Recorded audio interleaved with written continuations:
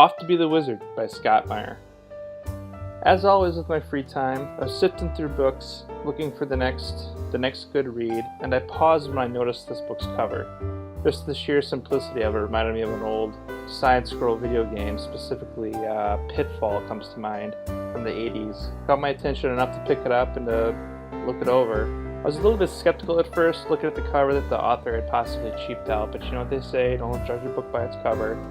So I actually looked up the reviews on it, and it got actually surprisingly good reviews. It's a fairly inexpensive book.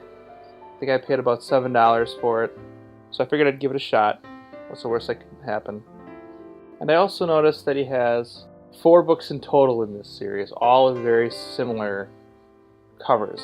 I don't know if that's just because the author was lazy or a genius. I actually kind of like them. And after all, it worked, pulled me in. The story itself is about, for lack of a better word, a nerd.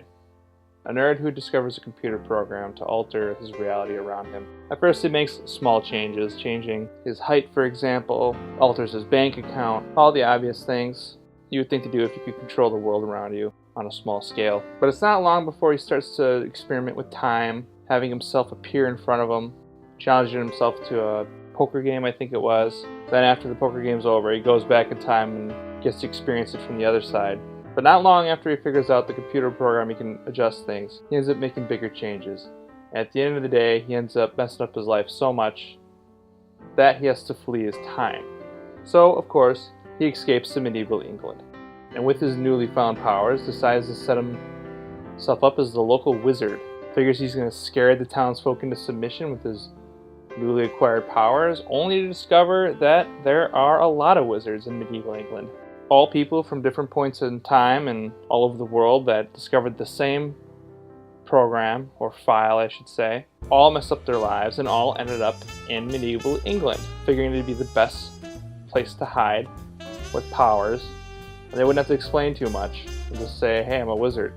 The other thing they all have in common is they're all huge dorks.